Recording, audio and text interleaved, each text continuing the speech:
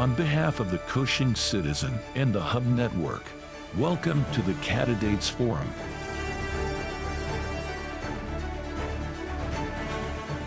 Here now is Joe Kennedy.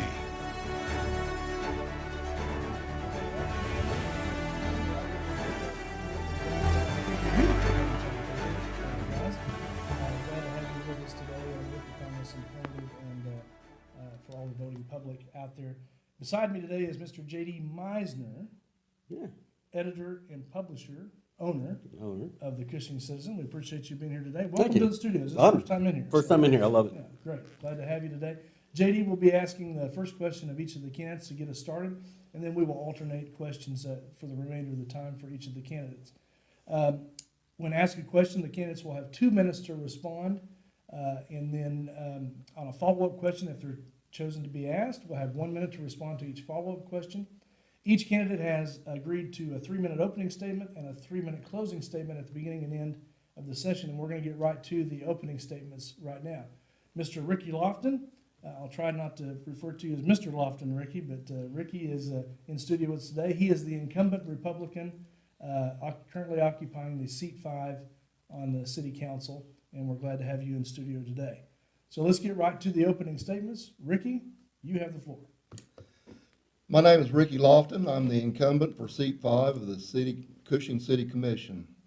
My main goals, if re-elected, are to continue improving our city's infrastructure, including water, sewer, electric, and streets, and maintaining access to quality health care here in Cushing. I was born here in 1960 at the Cushing Masonic Hospital and have been a lifelong resident, attending Cushing schools 1st through 12th grade. My wife Lisa is also a lifetime resident, and we were married in 1978 after graduating from Cushing High School. We have 3 children, Annie, Robbie, and Rick Jr., and 5 grandchildren. I work at Cushing Lumber, where I have been working 40 years this summer. My wife works for Cushing Public Schools as a teacher at Cushing High School and has worked in the school system for 31 years. My wife and I have been active throughout the years in numerous organizations, including Special Olympics, either as coaches, organizing or raising funds for the group. I was also heavily involved in the Cushing Youth Center sports, coaching football for 6 years, baseball for 10 years, basketball for 5 years, and soccer for a year. I've been a member of the Elks Lodge for 25 years. Well, I have served 5 terms as president and also been on the board of trustees for several years. I've also been a member and served as president of the Exchange Club, Quarterback Club, and the Cushing Water Garden Club, along with holding various other offices of the groups. 3 years ago, I was approached by a group of people asking me to run for city commissioner. After careful consideration, I decided to run in order to give something back to the community that has been so good to me and my family. When I began my term as city commissioner, nearly 3 years ago, Cushing was in danger of losing our acute care hospital and our prison. I, along with other commissioners, have cast votes and done whatever I can to prevent those things from happening. I hope the voters will give me the opportunity on April 4th to continue this work for the betterment of all of our citizens. Thank you.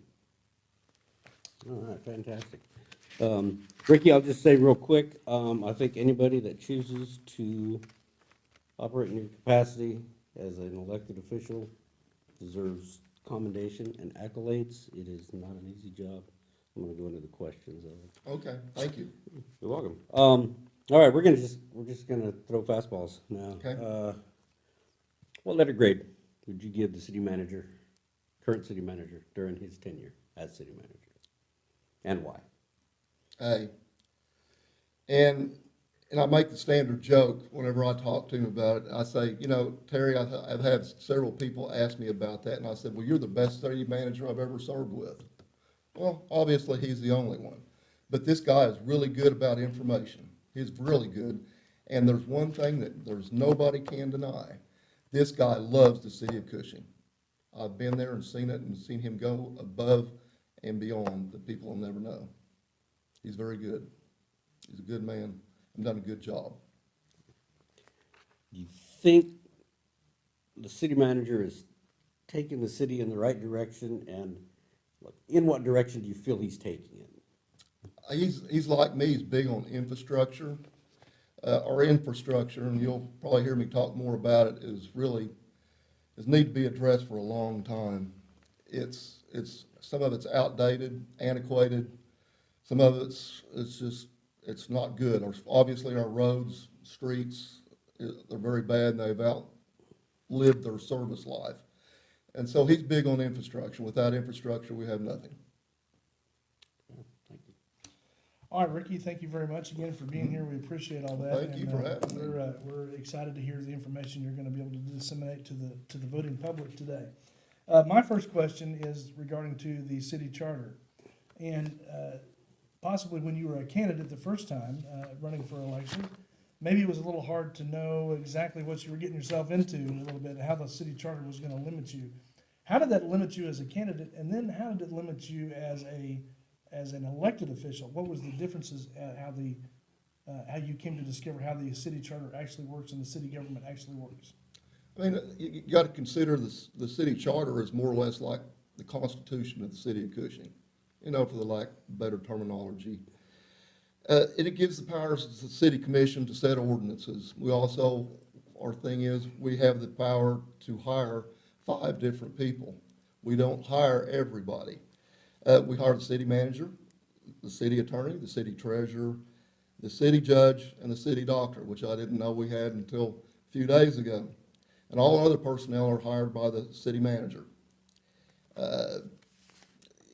For as limiting me, it really hadn't. I mean, in a ways, I thought maybe we were more involved before I got here about maybe personnel. But after you see what the charter says, we're just responsible for the 5 people, and more or less, the city manager is responsible for all the rest. He's sort of like the CEO, and we are the board of trustees that, you need money, you come to us. How do you, let me just ask you this, have you read the full city charter? Have you looked and studied that a little bit? I know you have to take classes to kind of get set up for the city government work, but. The city charter is about that thick, and it was established in 1929, so I have read a lot of the city charter, believe it or not, because I'm that type of guy. There's actually a part in the city charter, if you go back in there and look, if you sit there and you have a pawpaw tree and your pawpaws drop off in the street or on somebody's yard, you're supposed to go clean it up or you've broken an ordinance.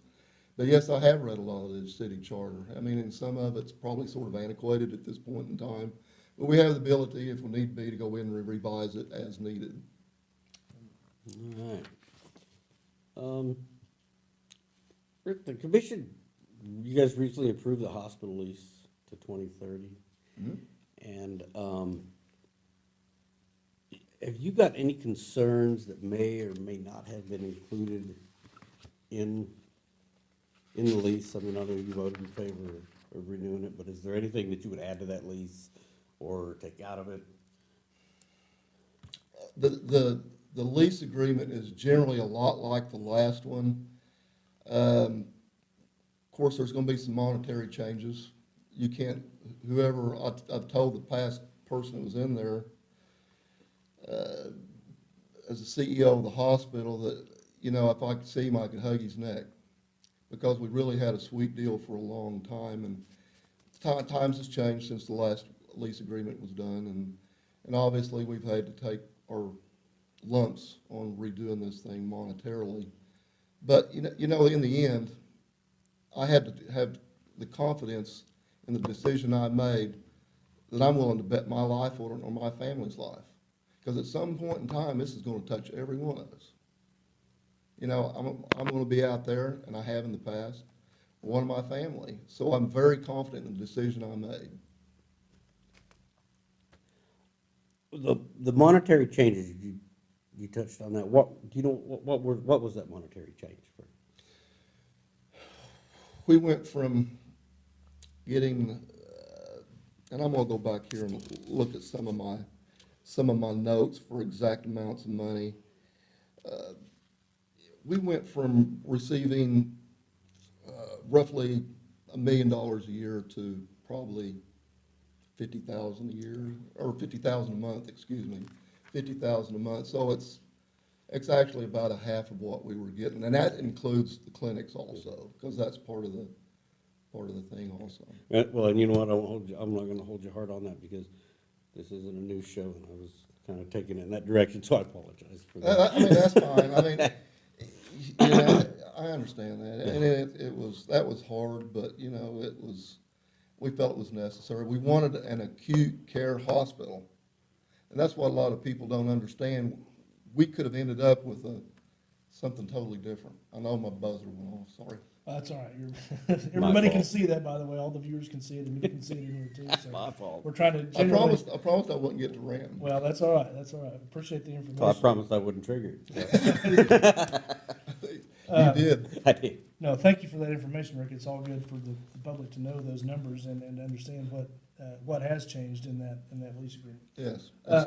As far as economic development goes in Cushing, what efforts have you seen the city take to make Cushing a more appealing place to do business, and who are we trying to attract? What are the big issues there in economic development? I mean, we've incentivized businesses. I mean, we'll talk about my opponents. You know, he has a couple of businesses down there.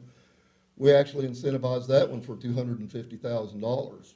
And we've offered incentives, which, you know, we've heard about Provalis. We offered them incentives tied to jobs. We've offered incentives to the Holiday Inn Express whenever they have occupancy, you know. So we've offered them things too. I've seen the other day in something I got, I think we're sort of going to incentivize Golden Chick somehow. I haven't heard anything about that past that, but I actually read it somewhere. So, you know, I mean, I believe in incentives, and we've done some, and yes. What's the value of the incentive? I mean, how do you guys gauge what is something that you're going to get a good return on, something that that is not a good incentive to offer? I mean, how do you guys kind of weigh that and make that decision? I mean, as a general rule, we'll sit there and these people, there'll be a negotiation. They'll be like, somebody will come in here and say, well, I want, for a number, $500,000. Well, we sit there and it's just like any other negotiation. We don't think it's probably worth $500,000. Well, I'm using this just as a number. So we'll sit there and negotiate it out 2 or 3 times. We'll come back here and say, well, we'll give you $250,000. And you try to, it's sort of like buying a car, you know, you try to meet in the middle somewhere. Very good. All right. On that topic, you don't necessarily own a business in town, but you've been with a business for so long, you're part of it. And in a sense. I understand what you're saying. So how would decisions that you make, I mean, basing it on your association with the business in town, Cushing Lumber, you said you worked there, so I don't need to tiptoe around that, but how would your association with that business, if at all, how would it affect your ability to be, say, transparent and neutral in economic opportunities that may consider coming to Cushing? I'm gonna give you this for instance, and it happened a couple of years ago. We was working on a grocery store thing, and they was wanting to pin it on an Ace Hardware coming in next door. And we were in session, we actually talked about this hardware store coming into town, and, you know, would it affect me? And we also try to protect the people that are already here, by the way. If you already have a store here, and we try to protect somebody that's been here for a long time also, and at least give them knowledge of what's going on. But they asked me would I be against it or what my thoughts were, and I said I welcome competition. It makes me step my game up. That's the way I feel about it. All right, that's fair. I don't think I need to follow that up. Well, very good. That's a great answer. We covered a little bit about the hospital authority, so I'm going to skip on down here just a little bit. Would you, let me just ask you straight up, and because that question was so borderline on, even though it's not your property and you don't necessarily own the business, would you pledge to say tonight that you would not use your office or your position on the city council to benefit yourself personally or in business? I would not, because I believe in, we see this, all this stuff nowadays about people not being ethical in government. And I believe that we need to get back to the old school, people being ethics in government. I mean, I stand nothing to gain here. I have no interest in any businesses around town. I mean, I just get a salary where I work, no matter who comes in there. I get a straight salary, so it doesn't benefit me financially at all. And I love to see new businesses come into town. I'd like to see more services come to town. And believe it or not, we're working very diligently and to try to get these things here, and I'm a firm believer in ethics. I don't necessarily have this down as a listed question, but you're mentioning a lot of these businesses and a lot of other opportunities that maybe we have not heard about as the voting public necessarily, but what type of businesses are we actively going after to bring into Cushing? Let's talk grocery stores, okay? Everybody wants a grocery store. I wanted a grocery store. We actually had a pretty good opportunity a year or so ago, maybe two, the way time goes by. It was a big name grocery store. And we actually offered these people incentives into the 7-digit numbers to come to Cushing. And everybody, grocery stores especially, in my dealings with this, they all want to be on Main Street because they want the traffic going by. And they prefer it on the east side of town also. So where does that leave us? Well, it's the old Lescott's building, the one on Main Street. Well, a fellow out of New York actually owns this, and it's in bad shape of disrepair at this point, full of mold, what have you. And these people come in here and wanted to talk to us about this, but this guy from New York, he don't want to incentivize these people to go in there and do the repairs so they can move in. I mean, he wants them to bear all the brunt of fixing his store up, plus him getting X amount of dollars per month. And you just can't get anybody to do it. So, we've worked very hard at that, and we're still working hard at it, trying to get it. I know that's a big thing with people, and it is with me too. Cushing Lake. Ooh. I was out there on the dam with Terry watching it go under the dam. That was a bad call that day I got. That was a bad day. Anyway, what would you do, if anything, at Cushing Lake? What would be your plan? What needs to go forward? If you were to put an item on the agenda to say, we're gonna discuss Cushing Lake, what would that be? Oh, my. The Cushing Lake, a lot of people want the Cushing Lake, including myself. But it becomes, in my mind's eye, a money pit. How much money are you willing to throw at it?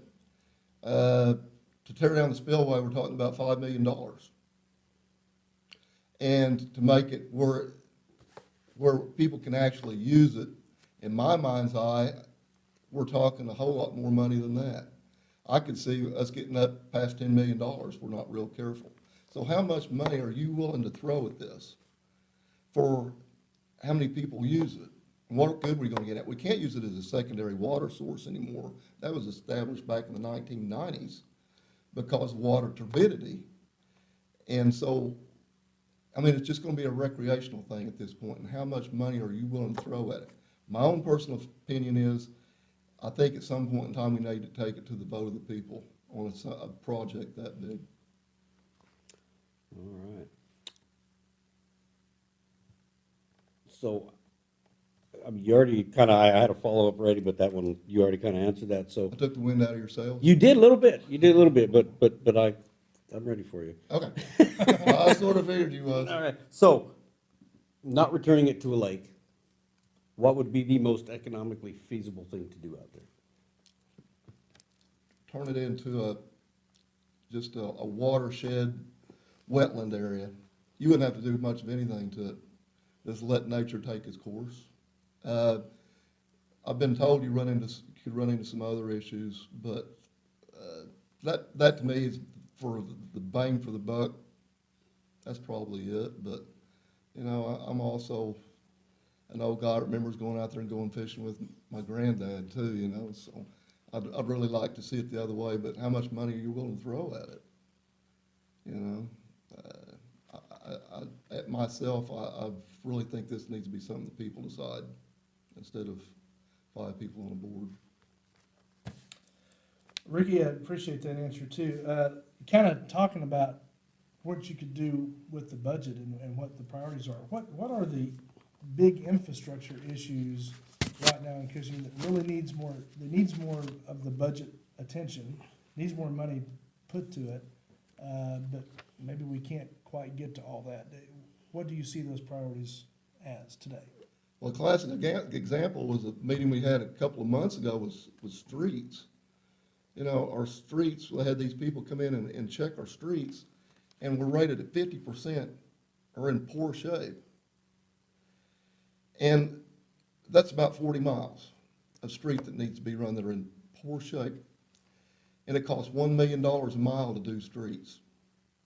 So we're talking about $40 million. Now that's the one right off the top of my head that, you know, I mean, we actually, you know, we have some work, our sewer plant and our water plant, they're working on the end of their service life. So at some point in time, these are things that's going to have to be addressed. Power plant, that is a big one also. I mean, it's actually past its service life. And we've had to do a lot of repairs up into the millions of dollars, you know, in the last couple of years. So how deep's the hole? I mean, how much money are you willing to put in it? And I'd actually heard, we were actually in an informal discussion, just me and another person was talking here a while back, said, well, how much does a new generator cost? 20 million. How many would it take to operate the city of Cushing? About 4. We're talking $80 million. So, and that's sort of mind-boggling in itself. But then you probably get to another deal where we have to take that to the vote of the people because that's a large amount of money. Absolutely. Well, speaking of that, those infrastructure issues, will we ever, I mean, currently how the budget's arranged right now and with the amount of money going to it, we're really just barely even maintaining on a yearly basis. So are we ever going to catch up? How are we going to catch up on the street issue and get that 40 miles of poor roads renovated and repaired? I'm gonna go into a little bit about the way the city works financially. The city of Cushing, what we get is sales tax dollars. And that's the way all municipalities operate in the state of Oklahoma. You get sales tax dollars and that's just about it. We get enough sales tax dollars to actually operate like basic core services. I mean, when I'm talking to people you don't get any return on, you're talking about fire department, police department, youth center, blah, blah, blah. It's probably operates close to negative numbers. And how all of our capital projects are financed is through the Cushing Municipal Authority, which happens to be the electric and water and sewer. So these things have all financed all capital projects for some time. And what we're getting into now is inflation. It's not only affecting us all at home, but it's actually affecting what we're able to do also, because it's just eating up everything we're doing. And I mean, it's becoming a tough thing to make things balance.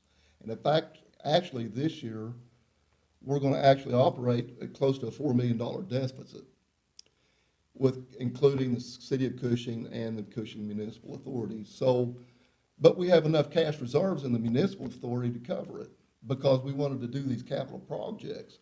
But we've also lost our co-payment for being able to produce electricity in half from not having all of our generators running and having to do repairs to the plant and these kinds of things. It just really eats up money quickly. And when we get up here in my world, in this job, we're talking hundreds of thousands or millions, and it don't take long. Okay. On that, Jerica, a couple of months ago, addressed the council and kind of talked about all the financials of Cushing. All right. And the city, when she made that talk, the city reportedly sitting on a $69 million bank balance. Is that too much? Is that not enough? Is that, what are your thoughts? When you say $60 million, and I actually brought some numbers with me today. And, $60 million, no, in fact, what it says right now is 72 million approximately. But that don't mean you have $72 million that you can actually access. $12 million of it over bond. And there's restricted funds that you run into that you can actually take, roads and streets. I can't take money out of the street, road and streets deal and take them and go buy a grader blade. You just can't do that, it's against the law. So what you do, and in the end, with all these different funds, and so many of them restricted, or they have restricted access, let's talk about the hospital. We use the hospital fund for putting in the trail, the walking trail in the park. And we can do that stuff, and it's a public trust, but it has certain rules and regulations we have to follow also. It's got to be, has something to do with health and wellness for the citizens of the city of Cushing. So whenever you see all this money in there, no. What we have actually in there at this point in time is roughly $16 million that we can actually use for, if something blows up or something goes haywire. It is not $72 million. There is different money in different funds, but they are restricted access funds. And some of them are so restricted that we actually access. Well, speaking along that same line, Ricky, what do you, sorry, I didn't mean to start your clock. How do you work? I mean, there's a lot of ways you have to skin the cat to make those budget numbers work. How do you, or not how do you get around it, but how do you work within those confines? The walking trails, paying for that, the public in health, so that's easy to see how that meets up with hospital. But on infrastructure, I mean, just restricted so much by the language of it has to work that you can, we've allocated as much as we can allocate towards that right now. Is there more that can be done? I mean, legally, not that I'm aware of. Of course, I'm not a municipal legal attorney either, but this Cushing Municipal Authority, which, like I said, finances those capital projects in the city of Cushing, it does give a lot. Like I said, you've got to be real careful with where we're treading here, because actually outstripping the money we're even taking in that. And you got to remember, this fund finances all capital projects, almost all of them. I mean, there's just not enough left over because you have all these service things that you have no return on your money. The youth center, police, fire, they're there. So everything is coming out to do any kind of capital project, come out of Cushing Municipal Authority. And it's really, inflation's eating it up. I mean, enough funds can't electricity or the current sales tax of increasing either in order to beef up the city budget in order to get some of those things done?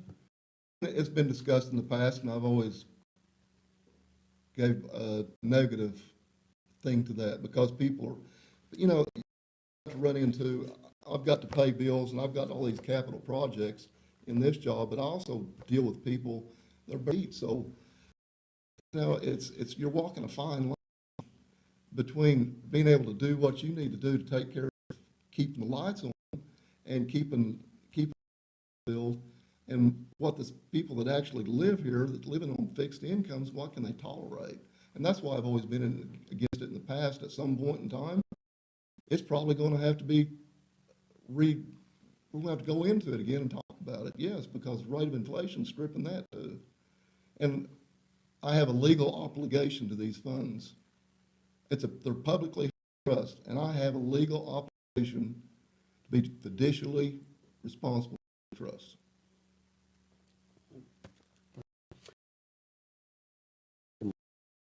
budget for you for a little bit. You get my blood pressure up there. Yeah, well, this is a little softer. The commission chairman sets the agenda. Is that in the He charter? he has a play in it. I mean, Okay, him yeah. and the city manager work together on it, yes. Right. Now, what would you change if you were in control of the commissioner's agenda, of the commission's agenda as a whole? Is there anything you'd change to how it's done? No, I mean, this has been set up and it's done this way, and it's been done this way for a long time. And it's done to keep a lot of, we don't want to be up there all night, sitting there haggling over different things. So it's all very structured. And that's the reason why. I went to OML class, Oklahoma Municipal League. That's part of the class you have to take, or you legally have to do that before you can be a city commissioner, is take an OML class. And they tell you in this class, this is the reason why you do it, and that's why you have a structured meeting, so it don't come up there and become a big Donnybrook. And people that's lived like me for a long time can remember some of the meetings that were held back in the early 80s that were actually sort of that, a Donnybrook. Do you think one person or one or two people should be in charge of what goes on the agenda? You know, every once in a while, I mean, they'll contact other commissioners and we'll talk about it. And, yeah, I mean, they ask for input from us sometimes, you know. But usually, you know, usually they're very good about that. It's something, especially, you know, you have your consent agenda. I mean, we're just paying bills with consent agenda. And the consent agenda is done that way so to cut down on time. And it's just normal stuff. But if it's big resolutions and stuff, we generally know about it a little bit ahead of time, yes. On kind of that same note, I want to clarify just a real simple thing, because your answer was maybe not as clear as I would like it to be on the current city manager, because it's the city manager and the chairman that work together to put that information on the agenda, what you'll be addressing, and it's really, and the reason the city manager is doing it is because that he's in charge of the day-to-day operations. You Right. guys have put him in that position. Right. So, again, do you support that position, Terry Brandon, in that position right now, or would you want to make a change there? No, I support him 100%. I mean, like I said, he's been very good. He's very good with keeping us informed. I have tons of information. From what I've gathered from people that's been on the commission in the past, it's not always been that way. So we're very well informed, and like I said, there's not a doubt in my mind that this man don't love the city of Cushing. I've been around him, seen him do things that, you know, a lot of people don't see, and he won't sit there and build himself up, and he's not gonna be public about it, but he's done very well. Very proud to get acquainted with him. I knew him all along, but I didn't know him real well, and it's really been very great to get to know him. I've enjoyed it. I'm gonna depart from our script just a little bit, and I should be a follow-up question about that, and it kind of is, because Terry has been involved a long time with the youth center, and a long time, Yeah. even as a young man, unelected official, and way before he was even the city manager. But the youth center is obviously something that is very important to the community as well. Talk about health and wellness, it's a place for kids to go, and it's a very low cost. I mean, that really is not like you said, it doesn't bring revenue back to the city. It's there for the benefit of Cushing. And how much do you support that? And would you want to see any improvements or changes to that infrastructure there for the youth center? You know, the youth center, I was in youth center. I was back there when Jim and Carlene started it, and it was out over there on Depot Street or somewhere, you know, and they were just operating out of the old abandoned school whenever I was a kid. And then we've got this place over here, and my kids were all involved with it. I coached in it, you know, and it's something really great. My son lives at Stillwater, and his son's really active in youth sports over there. And he was telling me here a while back, well, it cost him like $300 for his kid to play baseball or football or whatever it was. And I thought, my word, you know, you can sit here and your kid can play sports here in the city of Cushing, and it don't cost you that much money. And I think about how fortunate we are to have what we've got here, and we really need to appreciate it, because I mean, think about how long this thing's been here and all the lives this thing's touched in a positive manner. We'll never know. We'll never know.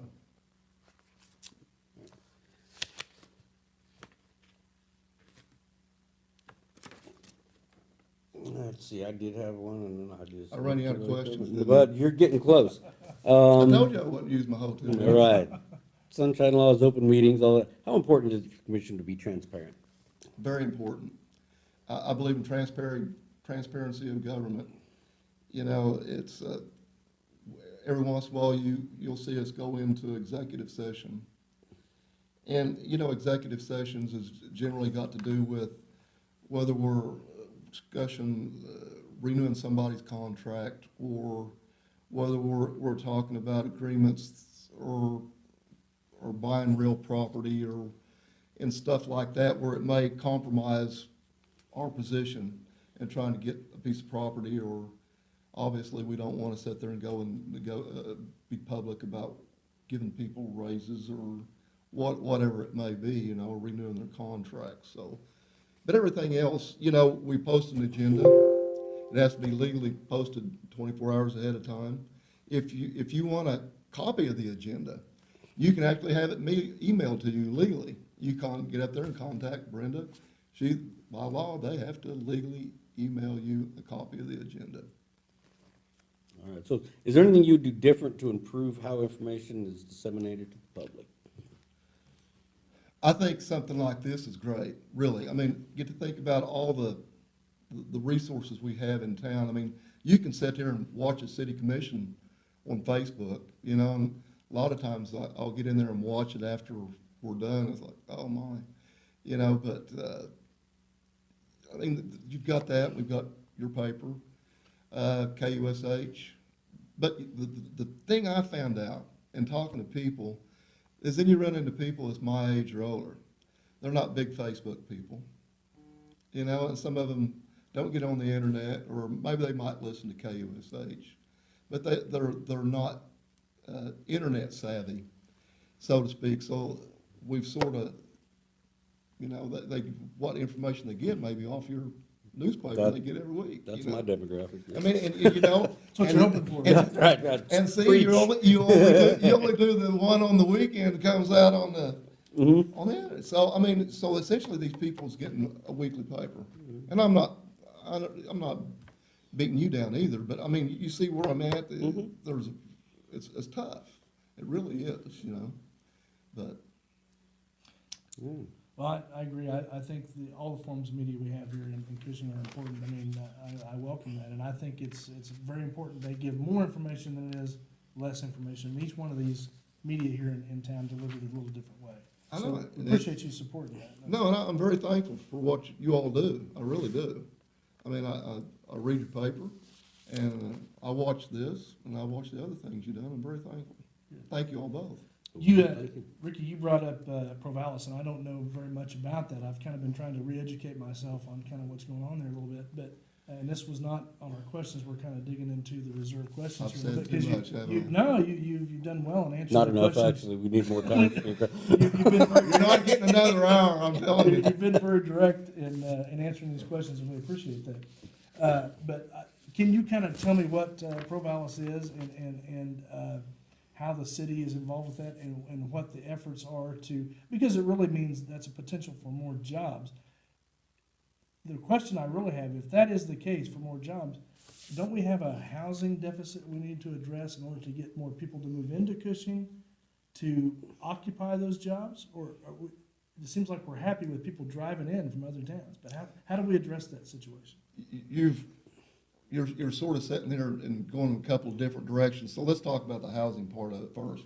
We actually done a housing study, and we got one of the biggest housing people that develops housing in the United States to come in here, and we actually talked to them.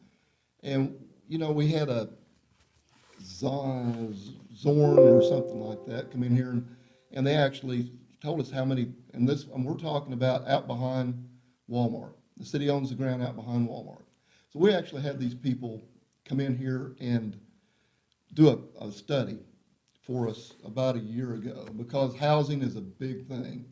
And if you go back and look at my old tape from when I done the deal with the chamber, I sat there and mentioned something about housing. We have all these people leaving town at the end of the day and they're not staying here. Well, why? Well, obviously it's housing. So we had these people come in here and do this study, and the study come out that we could put approximately 374 houses out there. And we were talking about, we're gonna do the infrastructure. You can warrant that. If I'm gonna get, I can warrant putting a few $1 million in it if I'm selling utilities on the backside. But what these people come to us after we had done this, they said, well, you know what? And this was last summer, they said, we, at this point in time, with the price of material and with the way interest rates are, we are going to postpone this project and sit here, and we obviously, we're all dealing with it now. I mean, 6% interest on a house. We're doing one spec house that we're talking about right now at the lumberyard. It's 1,800 square feet. And we're talking about, from beginning to end, $225,000 at this point in time. Now, you pay 6% interest on top of that. Who can actually afford that at this point in time? That's a good point, and that kind of goes to, again, you mentioned all these people leave at the end of the day, and they don't come back, they don't eat at night in the restaurants, they don't pay any sales tax for groceries or goods and services or whatever here in Cushing, and so that is a very important thing, and you guys are trying to address that, but what do you see in the future in the timing for that in housing? I mean, I don't know that that's going to interest rates and inflation and that sort of thing is going to correct itself very quickly. What's the thought down the road as far as correcting some housing development? I'm still, and just because I said that this housing people, they wanted to postpone this project, every one of us, we're very excited about this. I can say that because we all realize we have a deficit there. We were all very excited about getting to do this project for the city of Cushing because long-range goals, we know we've got to change something with housing. But it's just at this point in time, it's not feasible. At some point in time, it will be revisited. It really will, because it's become such a necessity. And we've talked about doing some other things around town. One of them was the old Harrison School was. And, you know, maybe putting some housing in there. And we already have the infrastructure there already. So, you know, these are things that we're discussing. But the housing market is, and the interest rates are so bad, people just, you just can't afford it. I mean, if you're a common person making common wages, you just can't do it, you know? And you don't want to sit there and build these houses and spend millions of dollars and nobody can move in there. Yeah. How are we for time? Still got a little bit. All right. Good for a question. Okay, we're gonna stay on housing. I sort of forgot We're going off script. my red light and all this other stuff. That's all right. Sorry, I apologize. It's a guide. So, for lack of a better word, and I don't wanna call it blight, but there's some there's some issues in, I don't want to say urban, but it's some of the housing areas in Cushing, and it's really not specific into any different, like, geographical pockets, but kind of all over town, where there are some properties that are not being lived in, other than cats or whatever. And, Yeah. we can probably talk about that too. I but- know, I know what Well, you're saying. yeah, no, okay, but, I know what so- you're but saying. anyway, what can the city do? What can you do as a commission to change that, to improve the nature of neighborhoods in Cushing? This is another interesting subject also that I've actually talked to people about. I mean, let's say we have this old house over here, and these people, maybe there's somebody living in it, but it's in a bad state of disrepair. And these people, maybe they're actually going against what's actually legal, for instance, or against code. What do? You put these people out on the street? And that was a question that was brought to me because I've asked the same question. I can't, in my mind's eye, put them out on the street, you know, because maybe their house needs to be painted, what have you. I mean, you run into those kinds of things. The abandoned houses, we can sit there, we budget about $100,000 a year for raising houses. And whenever you start talking about $10,000 a year, or maybe even more than that, it don't take long to run through what you've got budgeted to tear these houses down. Well, what ends up happening there? A lot of times these people, if you raise a house, well, we end up putting a lien against it. Well, what happens then? Well, these people can't pay us, so we end up with owning some more property. And we have several pieces of property dotted all over town. That's actually because of this reason, because we've had to actually physically go in there and pay to tear it down. Well, and I say that, the tax-paying citizens are paying the bill, I mean, and we end up with this piece of property that we're having to mow too. So, I know what you're saying, and it's a tough subject, because some of these places really do need to, and some of these people, are on fixed incomes. It's terrible. And they don't have the money to fix them. Good. So the next question I would ask you, it kind of has to do with that, but you'd mentioned earlier that we're kind of going back, mixing a few subjects here a little bit. And I ran you out. I've been in. You pretty much were recovering some subjects here a little bit, but you mentioned the incentives that were given electric bill. You mentioned the one given to your opponent in this election of $250,000. Mm-hmm. Was that a lump sum amount given to him, or how do you come up with a term to? I mean, is that over a period of time, I guess, or is that over? Does it take some of that off each electric bill, or how does that work? The original agreement was they was gonna give him $20,000 up front, and the rest was paid out in sales tax increments over the next 20 years. And about a year and a half ago, I believe it was, that we decided that, this had done really well, and we decided to go ahead and just pay him the $230,000 that it would eventually got paid out in a 20-year time frame anyway, is how that one come out. But So that was you basically just ended that agreement early instead of paying it out over the amount of time. right. Instead of dragging it out for 20 years, we decided we'd go ahead and just give him the $230,000. How is speaking of that, I know probably Marilyn Duff was very intricate in integral in getting the TIF package passed. Has any of that taken effect yet? Has anybody been able to use any of those incentives from the TIF fund? And how is that going for the city and development downtown? There's about $8,000 in the TIF fund right now, approximately. And I don't know of anybody that's actually used any of it at this point. It's based on ad valorem. And with the properties downtown, it's gonna be a tough thing to ever get a large amount of money in the way that thing was structured through ad valorem, because these buildings downtown, as time goes along, are obviously losing assessed value. So even some of the property now that's been redone is not really property. It helps, but when you talk about the whole thing, because, the TIF district actually runs from Violet to Huff Street, and from Main Street to Cherry Street, if I remember correctly. When you encompass that big deal and talk about ad valorem in that, and you get a certain percentage of that ad valorem, it's, like I said, it's been in effect since 2016, if I remember correctly.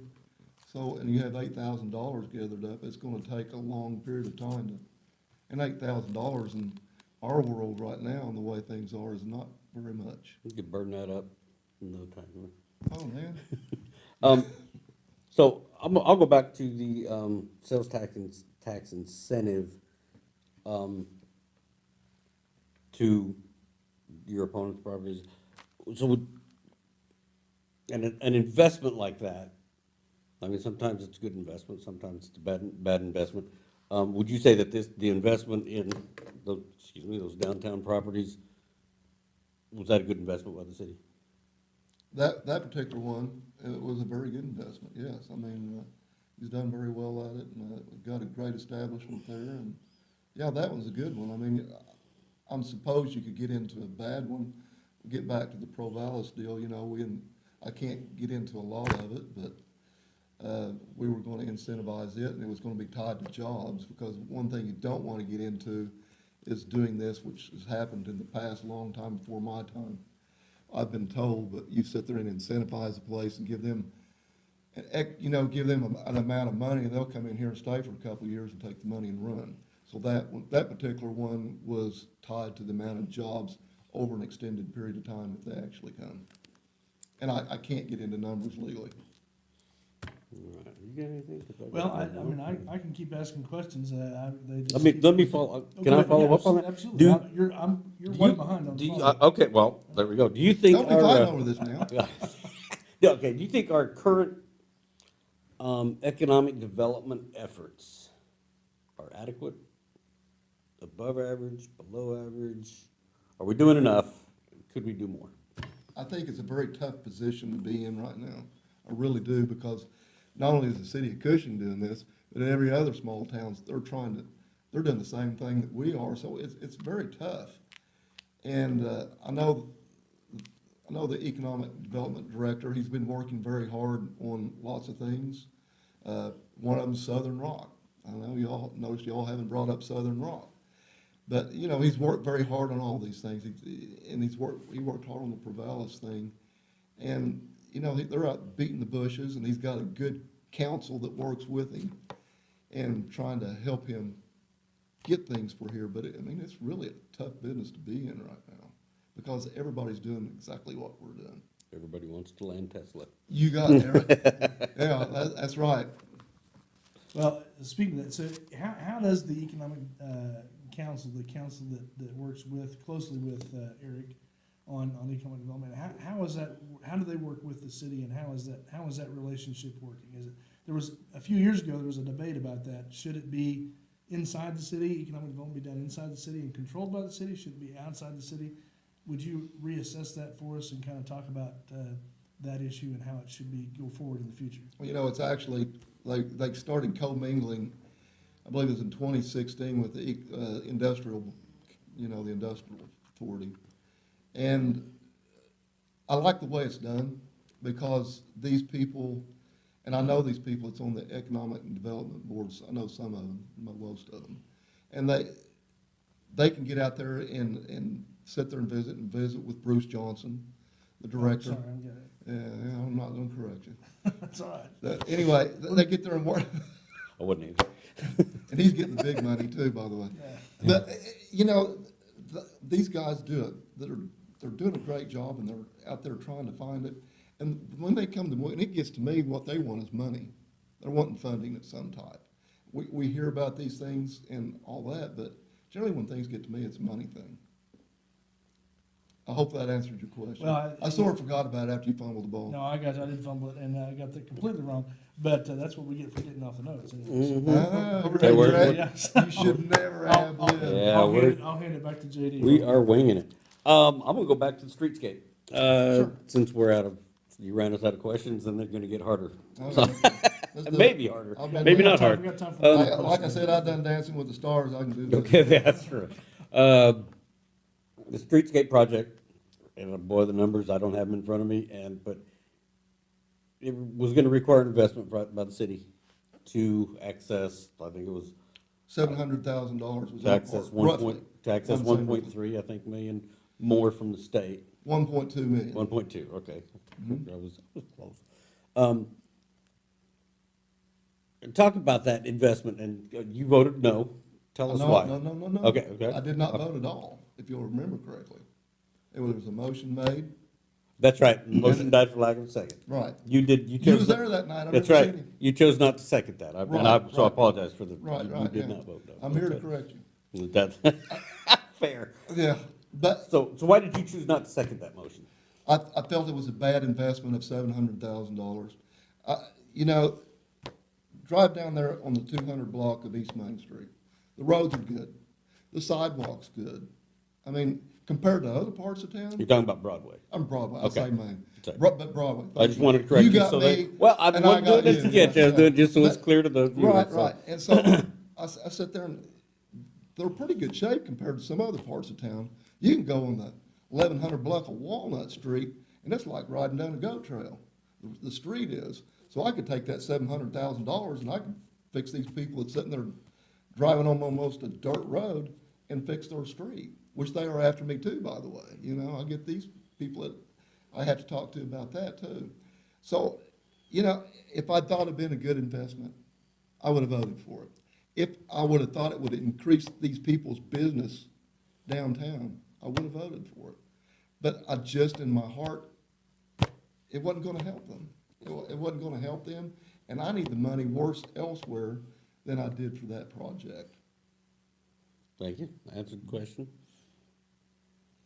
All right, well, we have, just about the time has expired for this session with you, Rick. We appreciate it so much that you've come in, and we thank you very much for, spending your time with us and talking directly to the Cushing voting public, and this will be available to view all the way through the April 4th election, which is the first thing I was corrected on.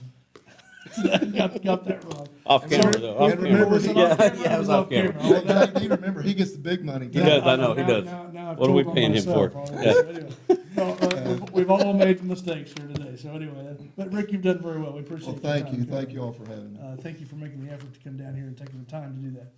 As you know, you have 3 minutes to make a closing statement. We would turn that over to you now, to make your closing statement. Thank you very much. In closing, I would like to thank JD and Joe for hosting this event. And I would also like to thank my families for supporting me in my bid for reelection and my many supporters for their help and encouragement. In the next few years, we have many challenges ahead. We have an outdated power plant and are closing on the end of service life for the water plant and sewer plant. The streets in many parts of town are also poor. All these issues have accumulated over time and will take time to fix. We have taken many strides in the last 3 years to improve infrastructure without borrowing any money, other than the bond for the substation. We have replaced infrastructure going down Main Street, and have been working on infrastructure on North Little in preparation for the Highway 18 project. We have also invested a lot on the walking trail in Memorial Park. Finally, we have secured an acute care hospital for the next several years and continued to improve health care in Cushing and the surrounding area. You'll notice I use the word we. I can do nothing. We can accomplish many things. My campaign slogan is honesty, integrity, and my commitment is to uphold both. I also promise to make responsible decisions with all of the Cushing citizens' tax dollars. And I would appreciate your support on April 4th. Thank you very much. Rick, again, thank you so much. JD, Thank you.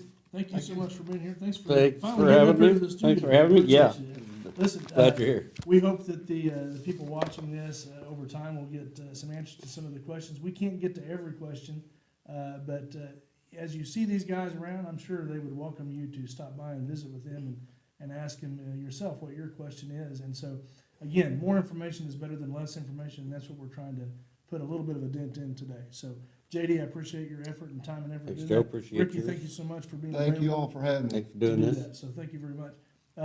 We'll have another candidates forum maybe sometime next year. JD and I are talking a little bit about this election coming up. We might have some announcements maybe later on, maybe not. I don't know, but we'll see how it goes. But we thank you for watching today, and thank you for being civically minded, and get out and vote on April 4th. I know that both of these candidates would appreciate that if you fill the polls and get out and make your voice heard. So thank you so much, guys, for being in here, and Thank you. we'll see you next time. Okay.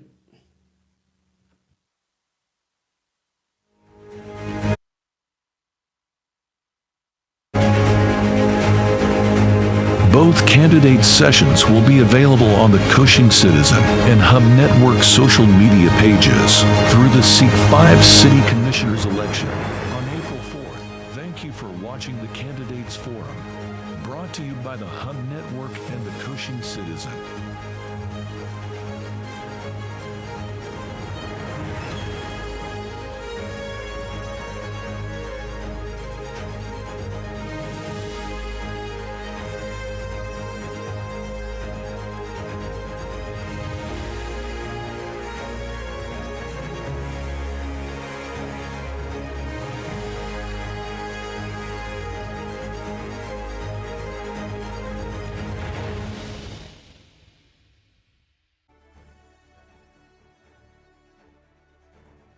City Commissioners election on April 4th.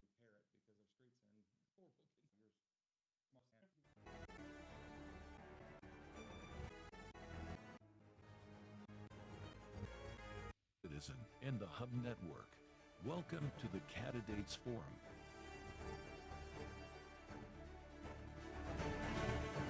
Here now is Joe Kennedy.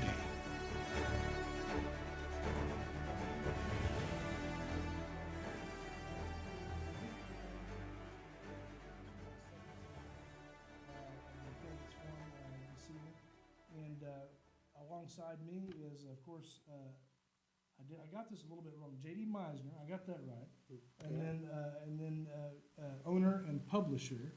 Okay. I threw editor. in Excellent, there you too did, last that's a, time. I, Give you a lot of time. photographer, everything. You're all right. So Trash. he's alongside asking Trash man. questions. Now, he's actually gonna ask the first questions to both the candidates. We already gave that to you earlier, but each, and then we'll alternate after that. So once we get started, JD's gonna ask the first question, and we're gonna alternate until the candidate's time has expired, totally in studio here. Each response to each original question will be 2 minutes long. Each candidate will be given 2 minutes. You'll see the timer on the screen. And if a follow-up question is asked by the questioner, then there'll be an additional 1 minute response time given to the candidate. Each candidate has agreed to do a 3-minute opening statement and a 3-minute closing statement at the beginning and end of the session today. So we want to get right to those as quickly as we can. Jeffrey W. Beasley's in studio with us. How you doing, Jeff? I'm great. All right. Thank you for having me. Glad you're here. I think this will be very informative for all the voters today. So, Jeffrey, let's get right to your opening statement. You have the floor, sir. All right, thank you.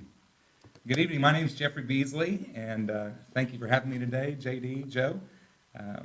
Just a little bit about myself. I actually grew up in Bethany, Oklahoma, and spent also some time in Guyman, Oklahoma.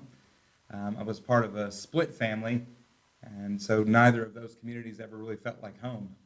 I've lived on my own and supported myself since I was 16 years old.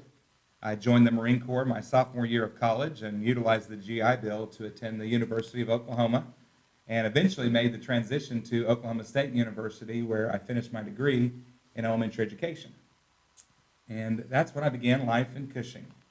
After graduating in 2003, I started a small computer store on Main Street, where Walgreens is now located. I borrowed $10,000 from the bank, bought inventory, and proceeded to build Beasley Technology while I finished my time in the Marine Corps Reserves. I utilized my degree in education to integrate technology into classrooms, and over time grew to become the largest K-12 technology solution provider in Oklahoma, employing 76 employees and doing about $17.2 million a year in annual revenue for 3 to 5 years. In 2019, I sold the business to Telecom, who still remains in Cushing today. I've lived in Cushing for over 20 years and have invested in over 30 commercial properties, including the locations for Global 7, Telecom, Twisted Scissors Salon, 25/8 Safety, Crossroads Wellness Center, Kaiser Automotive, the Buckhorn Patio, Black Pearl Threads, Industrial Warehousing and Yards, Taco Bell, the Duncan Theater and Godofredo's Pizzeria and Tap Room, and soon to open the Nave Cafe. And Joe, JD, you guys are lucky to find out that I'm happy to announce today we've been approved to open a Dunkin' Donuts franchise in Cushing this fall. So you're the first to find out. I'm passionate about entertaining the people of Cimarron Valley and spend most of my days working with our Duncan Theater family at Godofredo's Pizzeria and Tap Room and remodeling the Nave Cafe. I'm very familiar with our city's codes and know how to make Cushing a more appealing place to invest. I'm blessed to be married to my wife, Dawn Beasley, who's a talented commercial interior designer and mom to our baby girl, Lila, who's almost 2, stepmom to our older kids, Rebecca, 17, Addison, 15, and Harper, 11. We're committed to raising our kids in Cushing so that someday they can call Cushing their lifetime home. This quality of life goal is the center of most every decision I make when it comes to Cushing. I'm excited about today's forum and look forward to fielding questions regarding our city's most important topics. Thank you for having me. All right, fantastic. Thank you. You bet. You're I'm up. All right. Yes, sir. Well, before I start, I'm going to tell you the same thing that I told Ricky. I think it is commendable and honorable for anybody who serves the public in an elected position as leadership, as well as anybody with the desire to do so as you do yourself. It's selfless, and thank you Thank you. for being willing to serve. All right, now we'll play hardball. What letter grade would you give the city manager during his tenure as city manager? What letter grade would I give the city manager? Okay. Well, it's not really my right to give the city manager a letter grade, first of all. I'm not really on the commission. I work with the city manager on a weekly basis. We've done a lot of projects together. We typically see eye to eye, and I think that we have very common interests for Cushing. What was the back half of that question? How would I? It's basically, I had one front half, and that's it. What letter grade would you give the city manager during his tenure? During his tenure, okay. Two halves, during his tenure. Oh, during his tenure, okay. So, we've been working together since I was at Beasley Technology. I've actually done a lot of work with Terry in the IT side of things. We've made a lot of developments there together, including working fiber optics projects with the city. And in general, I think that Terry probably would be concerned about me being on the commission because he would be worried about it hindering my ability to grow our community from a business standpoint. So I'm very cautious in that regard moving forward to make sure that I'm careful with how I work together on the commission and still accomplish the things that I want to see Cushing, in the areas I want to see Cushing grow. So I think Terry's done a great job. He works hard. He's very knowledgeable. He's not an experienced city manager. We've hired from within. We've done that a lot. There's a lot of opportunity bringing in outside resources that have been there and done that. But Terry has proven that he's been willing to work hard, and I think he'll continue to do so for as long as he's here. So I'm a big Terry fan. So. Yeah. Do you think the city manager's taking the city in the right direction? I do. He's very focused on community projects like the parks. He prides himself in the roads and schools and the community things there. I think that he's worked really hard and done great work. So, if you asked me if I'd name a street after Terry, I'd say absolutely. We've got to find one, though. We've got to build one and find one, and maybe if we find one, we may have to repair it because our streets are in horrible condition. So why don't we repair one, and we'll call it Brandon Avenue. It'll be perfect. Thank you. You're welcome. Thank you, Jeff, for those answers. This goes to kind of how city government functions, and I mean, there's a lot to it. The city charter Rick pointed out that was very, very thick.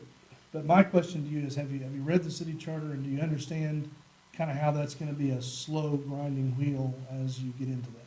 Sure. The charter was actually written in 1929. It's pretty interesting read. It's neat to see our Cushing's original leaders working hard to develop Cushing from the get-go, and it's exciting to see and know that probably guys like Hiram Duncan, the original builder of the Duncan Theater, was probably right there in those rooms, talking about how they can further develop Cushing. But absolutely made myself very acquainted with the charter. I'm a big thinker, and so I'm always asking questions like why and how and why not. And that can rub people wrong sometimes, but the intention's in the right place. I want to continue to see our city grow, and I don't ever want to be the victim of because that's the way it's always been. I always want to challenge ourselves to grow wherever possible, and the charter can be a limitation that we have to stay within those bounds. So it's important for me to understand the charter better than anybody, because if I'm the guy pushing the limits and wanting growth and development, it's important that I understand that charter. So I've studied the charter in depth, and have questions and ideas that I want to share with hopefully my fellow commissioners to allow us to continue to grow. Thank you for the answer too, and that kind of goes to my follow-up question here. that's the hard part of the charter is that, you know, in business, we tend to make decisions based on what we need and the direction we're going, the agenda we have, but this takes a collective of that. And so how do you feel like you'll be able to work within those limitations and then be persuasive to those other commissioners to get done maybe some of the things that might be pushing the envelope a little bit? I think the big thing is to focus on what the outcome would be. And there are projects and ideas that I have that by possibly changing the charter in a few areas or looking at upgrading ordinances, it's a huge shortcut to achieving our vision. And the alternative path I'm prepared to take as well, and that's a lot of small decisions over a long period of time to achieve the same outcome. But there are some areas that we could look at to make a real difference there. All right. So the commission just recently approved the lease for the hospital, Hillcrest Hospital, to 2030.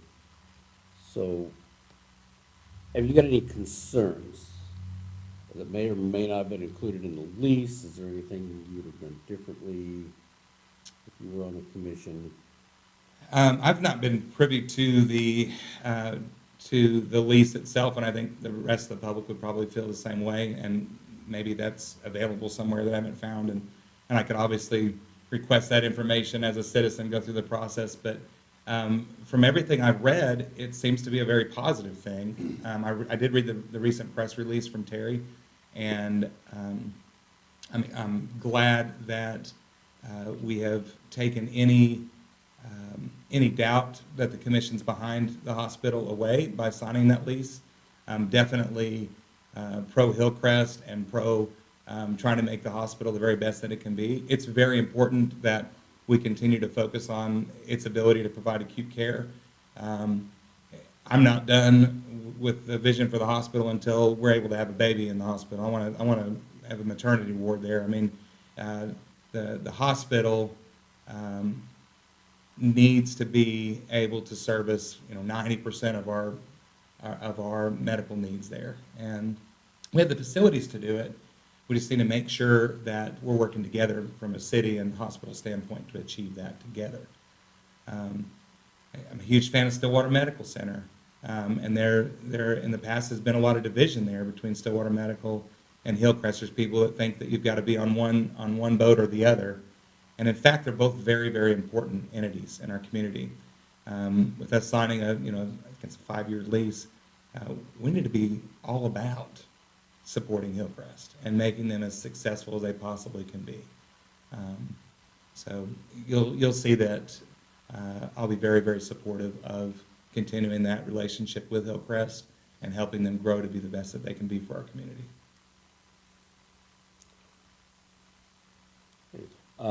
The monetary changes in that lease were, it was close to $900,000 a year, and now it's a $50,000 a year or a month lease. Pardon. So there's monetary changes in the negotiations. How do you feel about that? What's our choice? So if we lose the tenant, we're in trouble. So they have downsized services, and if from a negotiation standpoint, I'm just really glad that we still have a tenant, because we missed the opportunity. If we really wanted a different tenant, we missed the opportunity years ago with Stillwater Medical, and Stillwater Medical proved that they were going to move forward with their way or not, whether we let them in the hospital areas or not. They were going to move forward with their own agenda. So it would be silly for us to play hardball with a hospital that is just now kind of returning, trying to get back to those services that we missed so much. So that's a rock and a hard place, and a very dangerous game to play with somebody that we need so much. So, thank you. Good question. Very good. Economic development. I know this is probably a subject close to you, close to your heart a little bit. You're passionate about. I love UDF. I'm sure you do. And so this again kind of goes to a little bit to the charter question, but you've done pretty well in business, and I think there's a lot to be proud of there, and you certainly should be. Do you think, though, with your amount of property ownership, that you can remain impartial and fair in any negotiations that might bring in additional economic development to the city. Do you think that will hinder your decisions any? Do you think it will cause you to reconsider maybe certain entities that want to come in and that sort of thing? How would you speak to that? That's a great question. It's a question that I have for myself consistently. I keep myself accountable there. There will be times that I have to abstain. I think they'll be rare. It'll be on a rare occasion that I actually abstain from voting, to be honest. The real estate that I've purchased, I purchased to develop, and I hand that real estate off often. I don't sit on real estate for long periods of time. We get folks in and get them moving forward. Up to this point, I don't know of a single incentive or benefit that the city has given any one of my tenants. So even with over 30 properties in the city, I'm not aware of one. And you may be able to tell me, I may go, oh, okay, yeah, that's true. But off the top of my head, Joe, I don't know of anywhere, even without being commissioner, that's taken place. I am Cushing's biggest cheerleader, and I may need to lose a few pounds if you ask the cheerleading coach, but I am Cushing's biggest cheerleader when it comes to EDF, and I would say from a private standpoint, I've been more involved than anybody else that I know of in this town in bringing people here. Believe it or not, I'm still actively involved in working with Provalis. I am concerned that if I take this seat, that could be detrimental to Provalis' ability to come here, because I think that some folks may think that they're involved with me in some way that makes that impossible. I would abstain from any votes that have to do with Provalis incentive or any kind of support for Provalis. But I have real estate here because, and this is going to be about the most controversial thing you hear me say today. I invest in Cushing because Cushing doesn't invest in itself. And Cushing has an opportunity to fix that and has been doing so much better with that over the last 5 years. But there are pieces of real estate that I've purchased that most cities would have gone in and purchased on their own if they were in the same position to help enhance their own economic development, and they haven't done that.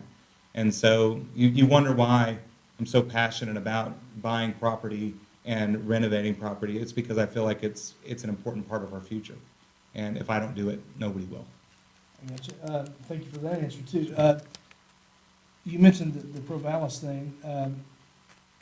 And you can speak to this a little bit differently than Rick could, because Rick really couldn't. It's an ongoing issue. It's still being negotiated, I think, or talked about at the city level. And so what are the incentives right now for Provalis to come in? And this brought us to another question with Rick. I'm going to jump around just a little bit here, but it was about jobs, investing in jobs for the city, which brings up another issue the city has, which is housing. So how would you address all of that? I know that's a kind of shooting shot That's down a there big a little bit. question, I know yeah. it's a big question, but how would you deal with the incentives to get Provalis here and your concern about abstaining and not affecting that decision for them to come?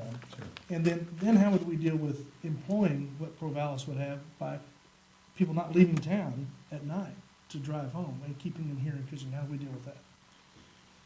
Oh, so it's really a two-layer question. So let's talk about the incentives first of all. So when I had Beasley Technology, I never got an incentive. I had 76 employees doing, hundreds of thousands of dollars in sales tax. There's no incentive for me, and so it'd be real easy to respond. And this is to respond that incentives are not American, right? Like fend for yourself, make your own way. But we are in a position to where we need to create, other than just oil and gas careers for our kids, we need to find opportunities for our city to have other avenues for careers. And so Provalis represents that from a tech standpoint. It would be a great opportunity to incentivize. Don't have a lot of time left, but the other side is that's great. That incentive is 200 employees, by the way. So Provalis is looking to bring 200 employees. If I'm on the commission, had I been on the commission on the outside, I would have had clawbacks. I would have had things in place to protect us, to protect 25-8 safety from looking at going, hey, they only have 50 employees. Why in the world did we just give them an incentive, right? And so I highly encourage the commission, whether I'm on it or not, to evaluate what kind of clawbacks should be there. Um, there's complexities in the right incentive that takes a lot of additional work. In my own incentive, the city paid it off early, and that's great, and I'm grateful for that. But at the same time, it would have been great to show the public what a 20-year sales tax incentive would have done, because it was successful. And instead of letting it last out over 20 years and utilizing those funds and showing the public that a sales tax incentive works, they rewarded me and paid me off early, which I'm thankful for. But it was not what I was looking for. I was looking for proof of concept, right? So housing, and I'll give up my time somewhere else, Joe, if you'll let me. We'll come back to that again. I Yeah. apologize for asking Good. such a complex question on a follow-up. I should. It's a big question. I'm passionate about it, so thanks for giving me the extra time. We'll give you some more time here. Thank you. JD, I'm Yeah. sorry about that. No, I'm just gonna give you the opportunity to talk about housing and, what can the city of Cushing do to ensure that there is median income housing, adequate median income housing available to keep people from bedrooming outside of town? Again, that's a today question and what we should have done question, right? So we can learn from our past, and we can also take those lessons and look at what opportunities we have in front of us today. We have opportunities in front of us today where we could develop a large swath of land that the city owns, and I'm a huge supporter of that. And I don't want to go into a lot of details for confidentiality reasons. I could mess something up there. I don't want to do that. That being said, I'm very transparent, and so there's going to be, you're going to have to define it. So if Terry's in the room, Terry, you're going to have to define what's confidential and what isn't. Commissioners, you're going to have to define what's confidential and what isn't, because I am all about open, transparent communication. And so in this case, I want to be careful because we have a private company, we have our community working together on a project that could be really amazing.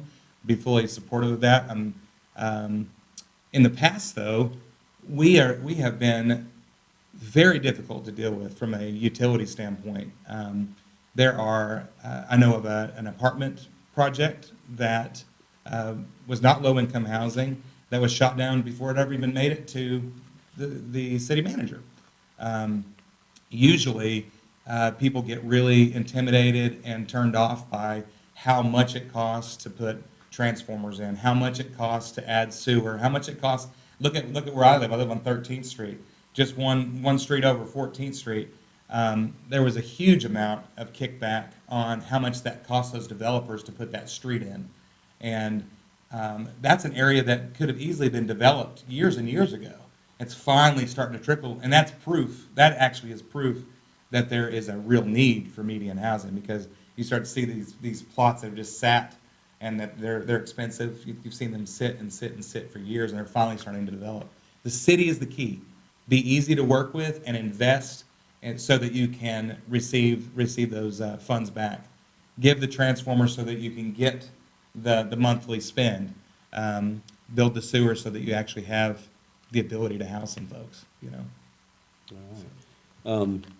And with that said, and if there being a project possibly in the pipes, whatever, is now a good time to invest in construction and development, or is it time to wait? What's Well, from a city standpoint, anything that we can do to get somebody to build here is essential, because there's nothing about today's economy that is enticing. There's nothing enticing to build a Dunkin' Donuts on Main Street. And the risk of what the city could come back, and see, I've already had these conversations with Terry, and we went in depth, and I asked the hard questions, like, well, what's going to happen with this? What's going to happen with this? And if I'm on the commission, what's going to happen with this? There are no incentives for somebody like me. So this, I've had to pay deposits that I hadn't had to pay. I've had to, not everybody's equally treated in this community. That's the truth. And I'm an OCD individual. I would rather have everybody follow the rules or nobody follow the rules. It's to my own demise, right? And so my friends and my family say, hey, it is what it is. It's just part of life. But I think that rules that are not enforced are rules that shouldn't exist.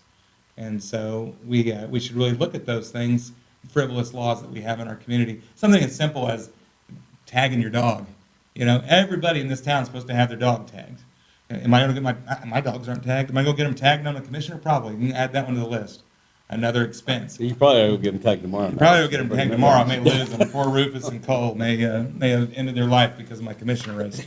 So, anyway. Well, thank you for that. Was it your That- question? Okay, sorry. That was my fault. Let's reset and I'll get back on target here because the whole screen's messed up right now. I apologize. We're well off track. We'll get back on. That's We'll get okay. back on. I kind of messed that up. I asked you a rough question there.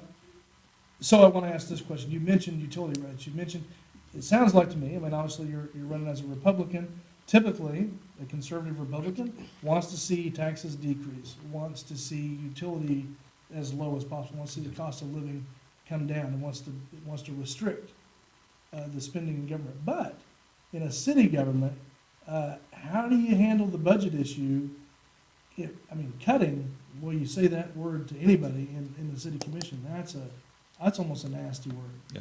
So how do you stand on, would you like to see a sales tax cut? Would you like to see a utility rate cut? And that may be easy to answer as a challenger, but how do you practically do that if you're on the commission?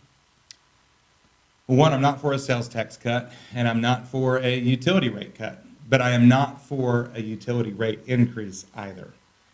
We believe, as a city commission, I think, I say we, our commission believes that our rates are actually lower than they should be, and so the general consensus is that they're going to have to raise those rates, from what I understand. That concerns me because I think that the research is just very cherry-picked and not as accurate as we think it is. We need to look at surrounding communities, not communities like ours, but surrounding communities, because people are going to look at the surrounding areas, and that's where they're going to go. Somebody like me who wants to put a Dunkin' Donuts in Cushing, Perkins, Stillwater, I'm looking at what the rates are. What's cool is that I've got 3 Dunkin' Donuts, hopefully going in those 3 locations, and we'll have a case study to look at, here's what my bill is here in Cushing versus Perkins versus Stillwater. They don't have that information from what I can tell. The 3-phase electric is outrageous cost-wise in our town. The Duncan Theater will have utility bills anywhere from $3,000 to $6,000 depending on the time of the year. The Nafis, for instance, their utility bill was well over $3,000 a month at times. So it's very, very expensive to get commercial power here. Specifically 3-phase power and the demand meters and all of that. So there's a lot of, I have a lot of constituents that are really, that share a lot of concerns about 3-phase power. I have a lot of peers that are looking to me to bring up those hard business topics. And I look forward to that. And also look to be careful about how I do that. Obviously, having business myself. So. Understandable. And to follow up with that, what are the practical steps of accomplishing? I mean, even probably holding rates where they are, that's probably going to be a tough battle just there, because there's probably going to be viewed as almost a decrease in rates because they think they should be maybe somewhere else. So what are the practical steps in doing that? How do you see that?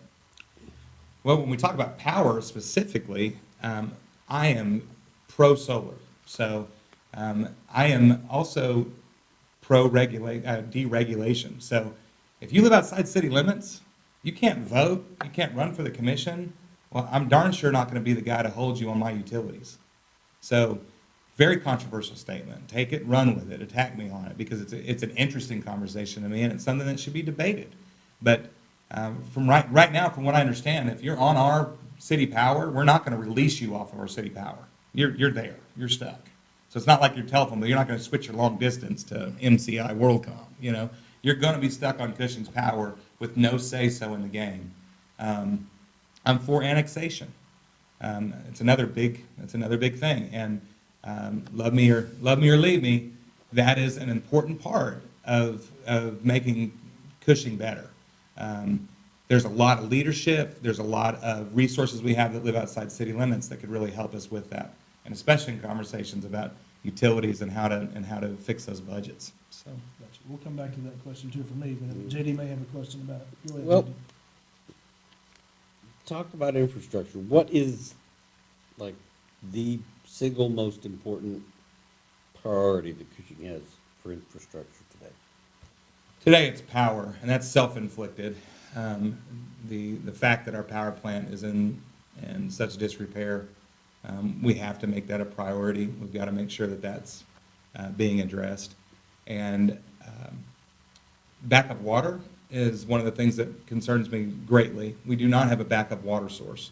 So those are the two things that I'm most concerned about. But what's on fire today? Electric.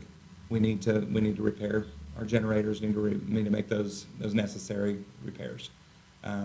What am I most annoyed by? What can I feel every day? The roads. I don't think we have great roads, and it can be embarrassing when people come to town. And I'm not talking about Main Street. I'm talking about all of our roads need some review. So, as a follow-up, do you, to repair the power plant, you're aware of the cost? Does the budget allow the city to bring the power plant back up to its original glory, or for lack of a better term, to its operating capacity? Let me put it that way. Does the budget allow? I don't think the budget allows for it, but can we afford to do it? I think we can afford to do it. I'm aggressive when it comes to spending on the things that we need. If there's something we need, we're going to go find a way to make it happen. If we have to borrow money, we go borrow money. I'm proud that we have very little debt as a city, but at the same time, there are things like that you just don't mess with, and you do whatever it takes to make it right and fix it. Our reserves are deep. Our pockets are super deep on several of our reserve funds. We have one account that's in the, I don't want to say 80 million, but I think it's very, very close to that. So if it's not more than that. So I think that we can definitely stand to be more aggressive, say yes to more things that we know we need, and be a little less reserved. And I think it'll help us pay off, because the more aggressive we are there, the more people we have say yes to Cushing, increases our sales tax revenue, and it increases our population, which all those things in turn make more revenue. So basically, what you're saying here, I'm gonna ask this a little more directly than I did before, but those investments, even though they may be out in front of the revenue coming in, you're saying that you're in favor of, if we have to go into debt, we go into debt, but knowing that we hopefully bring that revenue back in. Is that what you're? That's correct. Basically on? Mhm. Very good. That's an easy answer, That's short an easy answer, answer. like move on. Yeah. Okay, great. So, Jeff, Are we even yet? We good? we're close. Okay, We're- good. we're right. Appreciate it.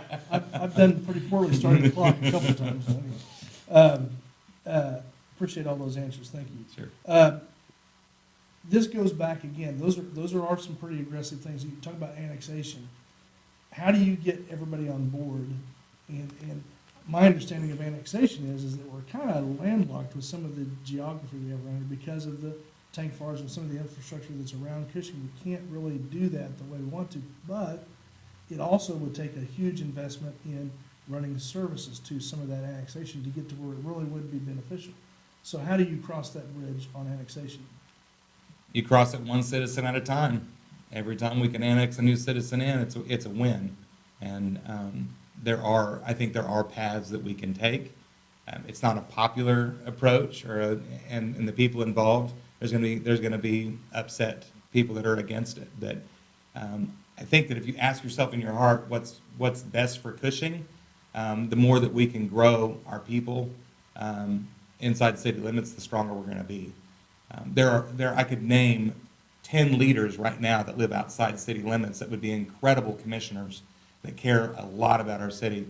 I could name 10 business people that may or may not live inside city limits, but would be incredible commissioners. And so we make it scary to run for commission because of the repercussions on your business and the things you're not going to get, and you've got to refrain from voting for this or having an opinion on that, or they're not going to go to the lumber yard and buy your lumber. You know, like that has to be real in Ricky's mind, right? The repercussions of that. So any commissioner that sits on the commission, there are repercussions for doing so, and so it eliminates a lot of candidates. If you're outside city limits, you don't have the opportunity to lead in our community, and so finding ways to get more leadership is so important. The only other, that's the short path, right? We talked about, give you a little sneak peek, right, on the charter, that's the short path. The long path is build housing and wait for 10 more years while we mentor leaders into our community. I'm passionate about that as well. Entrepreneurship, mentorship, we have to build tomorrow's next leaders. We just don't have anywhere for them to live. So where the heck are we going to get them from? We don't have anywhere to live. So. JD, I was two questions. That was, so okay, It was a okay. short Fair answer. enough, all right, I was waiting for your No, you're right. 8th follow-up question there, but. Thanks, JD. No, you're good.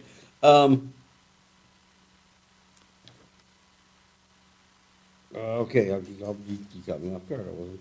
All right, so, housing within, there's, in the community, and I use the word blight, probably a little bit too harsh of a word, but there are pockets all over the community. It's not really a geographic issue, it's where there are homes or properties that could and should be improved or taken down and repurposed, for lack of a better. Anyway, what do you do to solve that problem? And it's a problem with every city, but as far as what, as a commissioner, can you do to solve that? It's a great question. It really has to do with each situation one at a time. There are, I've gotten in trouble with code enforcement because I wasn't able to go brush hog 2 new lots that I had torn all of the trees down on, and had gotten completely prepared. It was muddy, no way to brush hog it, and I get feedback that they're going to be, that I'm going to be in trouble if I don't get the lawn mowed. And you look across the road, and there's the craziest things you've ever seen in people's front yards. And so we have to look at everything, take everything with a grain of salt, get to know people, get to know where they're at and what their intentions are, and understand who really is pro-Cushing and who is here to take advantage of Cushing. And I think that as long as we have communication taking place, and Terry tends to do a really good job of communicating, but getting him involved, like our city staff needs to get him involved in those situations and not just follow whatever rule it is. Like, get him involved so that we can get the things that need to be cleaned up. Get him involved so we can get the lots purchased that need to be purchased and demolished. That's what we need to do. Right? That's a really, and I use this term carefully, it's a very progressive approach. And I don't mean at a national, on a national political level. I mean being progressive, taking advantage of today and the opportunities we have today. Those things aren't slow. We can have decisions that actually improve our city quickly. Just because we're on a city commission doesn't mean we can't make improvements every month, right? And that's a great spot to do it.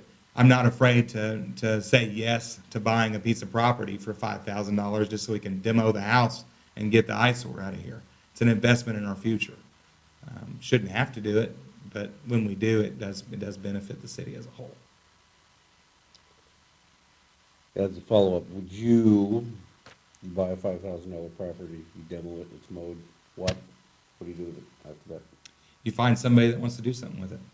And you incentivize them by having them give you a plan, show them what they're going to do, and demo it out. Demo it out and deed it over if that's what you need to do, with clawbacks in place. Or you do another housing project. I just forgot the name of the organization that builds the houses. We've done several of them in town already. Anyway, you do a nonprofit organization wants to build a house. You work with Central Tech, let them build a home there. Depends on the community, right? Was it an eyesore in a middle class community? Was it a house that is around other $10,000 or $15,000 houses? All those things matter, but you do whatever it takes to get the property back into the hands of the private citizens and have something positive done with it. That's my opinion. Appreciate those answers, Jeff. Thank you. Next question here. Let me just ask the same question to Ricky, so I want to be straightforward with both of you. Would you pledge today that you will not gain or profit from any of your decisions that you make on the city council that won't benefit you personally or in business? Yes, I definitely pledge to what the intention of the question is, but I cannot make that promise in the fact that if we improve Cushing, I'm not more profitable, I'm not more successful as a businessman. I'm here because I have to be here. If I do not run for commission, Cushing is not an investable place for me to continue. And so there are definite things that need to be changed and improved. I've written letters, I get no response. From our current commission, I do not get a response. There are very few that are actually working with me, and so that concerns me. I don't see a bright future for the development of our business community with our current leadership, and I've made that very clear. And I've withstood a lot of. There's some turmoil there, right? So. It's my responsibility, and it does make me sad about the effect that that's going to have on my family, the effect that that's going to have on my business. I've already started to experience that, but it is important. And so, yes, I pledge to do everything that I can to be ethical, to make the right decisions based on what's right and what's wrong. But I will vote to fix the pothole on Main Street that the delivery truck passes over every day on their way to the Broadway district. And you can take anything I vote on to the extreme and say, oh, well, he's just doing that because of his business. Well, you're probably right. You're probably doing it for my business and your business and my kids and your kids. So, but when it's right and it's wrong, it's very clear. And I will follow that voice that God's given me in my head that tells me what's right and wrong. Very good. Follow up to that, how in defining that is always a trick, right? Because Right. just like you said, it can be a pretty broad statement. You can extrapolate anything to that. But how would you show to the Cushing voting public, if they put you in office, how would you show that you're being transparent and you're giving all the information they can, plus a little more maybe, and showing them this is the decision that's in front of me and this is why I would make the decision? You kind of spoke to it, but what would you say about that? So the biggest thing is remaining open and honest with the public, listening more than talking. Right? I'm a great talker, but I work at listening, and there's activities that I will engage in to help encourage that on the daily basis. For instance, even tomorrow, this is something we're doing a question and answer session at Go to Fredo's. People want to know. I'll tell them the honest truth about how I feel and where I'm going. I'm not going to say something just to win a vote. So having a strong social media presence where you're highly accessible and willing to respond, and I don't want you to answer this, but you can attest to that. You see it. You see my involvement in what's happening in Cushing. I try to help. I try to stay involved, and I am connected on the online forums, and I try to stay involved. Whether it's a nonprofit activity, an event, we try to stay connected to the citizens of Cushing. So, my promise is to continue to do that, to continue to respond and listen to their voices and carry those voices into those commissioner meetings.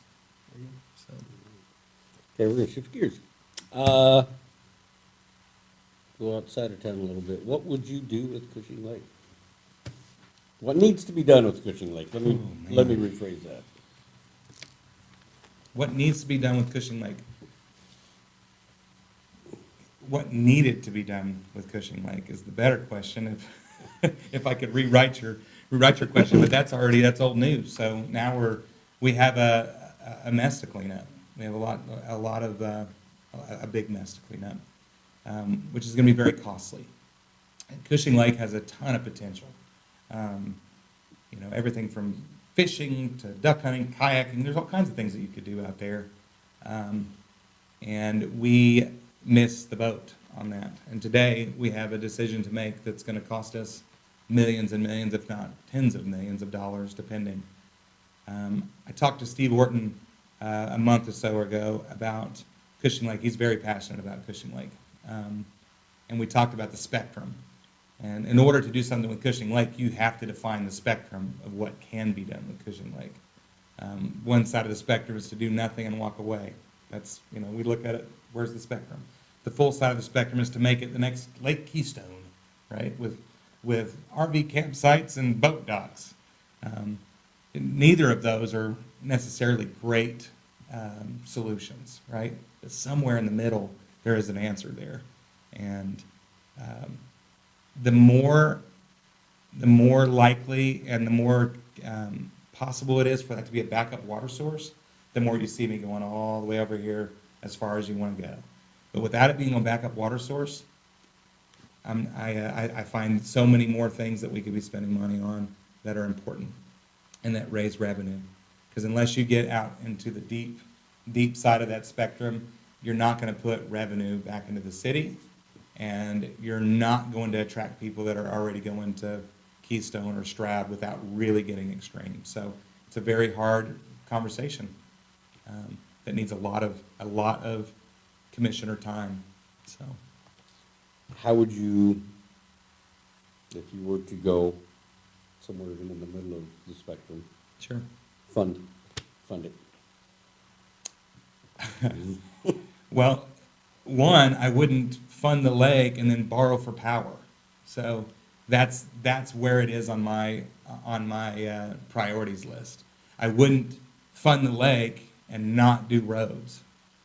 So the Cushing Lake, and if this is not an example of me being transparent, I'm not going to say something to win somebody's vote. The Cushing Lake is the lowest priority on my list. Out of everything we will talk about today, it is the lowest priority on my list. The most important thing involving the Cushing Lake is to handle it ethically. And if that means putting a patch so that we can hand it off, fine. If that means putting a patch so that it can go back to wetlands or whatever that looks like, that's great. But we need to handle it with integrity. Even handling with integrity is going to cost us a large amount of money. So no matter what, somebody's going to lose whenever we talk about the lake. Somebody's going to be unhappy. It's a no-win situation, and it doesn't matter where you are on the spectrum. Everybody has a different interest. It's a lot like the airport, right? Some duck hunter somewhere is not going to be happy with the end result. And they've had a situation set up for a long period of time where they've had those duck blinds and those leases, and they're passionate. They are very passionate about it. And maybe as a wetlands, maybe that's still a possibility. I don't know. But somebody somewhere is going to be upset about the lake. That's the ticking time bomb that everybody's fearful of when they're on the commission. So. Well, there seem to be a lot of those ticking time bombs, and Yes. there's a lot of things that have to be addressed. And let's go back to the budget. You talked a while ago, there's a bank account somewhere that has $70, $80 million in it. Right. So we see that lump sum sitting there, and being not commissioners, we're not always privy to all that information. So legally, how do you use those funds, and how do you allocate those funds to the right priorities? I mean, there's going to be some hamstringing of what you want to do based on how legally you can use those funds. So how would you address that? So one of the requirements right now is that we have a reserve, a percentage of reserve there, and from my understanding, it's been between 25 and 50%. I think it's actually set at 30% now. And don't get me wrong, we need to have a reserve, no doubt about that. But we have looked at projects like the Streetscapes project, didn't even discuss it. We come up with the idea that we're broke. You look back, and I challenge the citizens to go back and look at those meetings and the optics that our city government created and our commissioners created to make it look like we're completely broke. But in the same meeting, we approved $70,000 for an airport fence because of the grant money. I would have said yes to that as well. I think it was a smart thing. But the way that the optics to our community, those are the things that I want to put an end to. Like, everything's pretty black and white, and we should talk about things. If the community is asking us to talk about something, we should talk about it. If the chairman is being asked by a commissioner to put something on the agenda, it should be on the agenda. Those are things that really push for transparency and don't come across as being secretive and not transparent. I'm totally against that. I think that the public is smarter than that and deserves better than that. So just this last board meeting, we voted for our phase 2 on our in our park, right? To add onto the trails, the walking trails. Again, amazing project. It was $230,000 over budget, and instead of looking at that and saying, oh, we're broke like they've already done, instead it's the consultant's fault that they didn't say it was it was going to cost us that much. We had no local bids, by the way. We had no local bids on that project. And so you see those things before the meeting, and then you go into the meeting, and then it's all just laid out it's like a theater. I actually enjoy it. And if you notice, you look back at I'm front row, and I just sit here and watch all this stuff happen. And the things that are addressed strategically. So the contractor's brought in to talk about how he's going to have a local contractor be awarded the electric.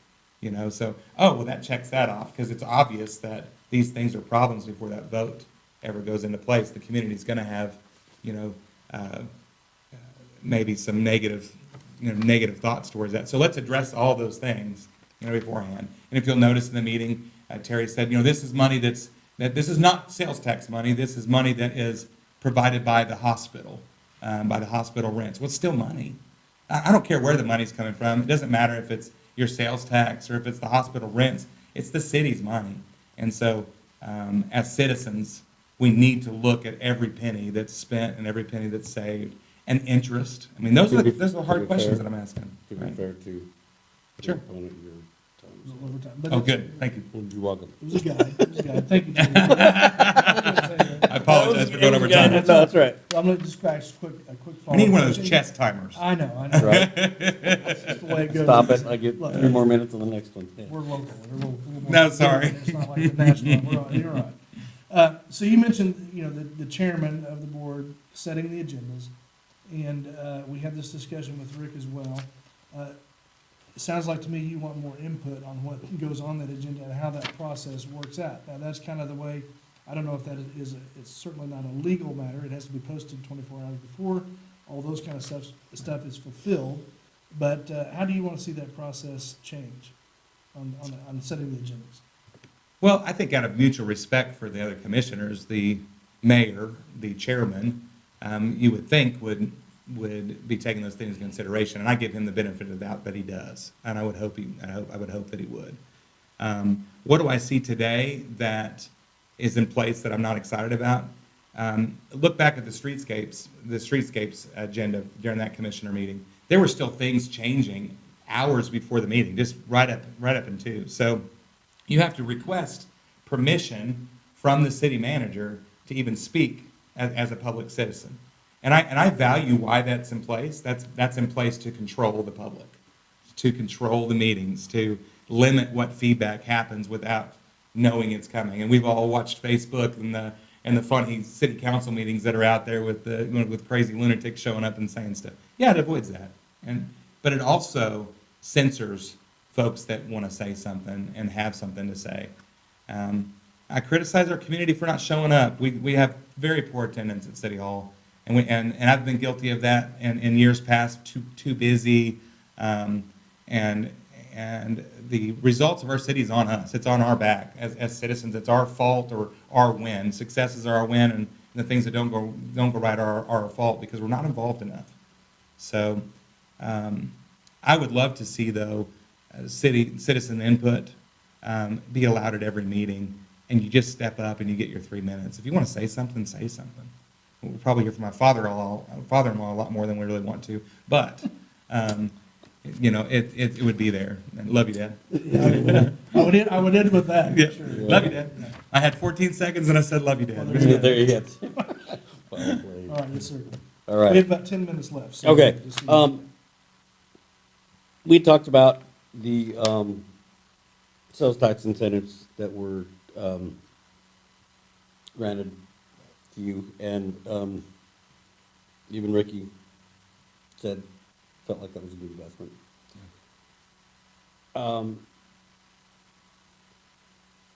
those kinds of things. Are we doing enough for economic development as it stands now? Are we doing enough for economic development? Nowhere close. We have a long ways to go with that.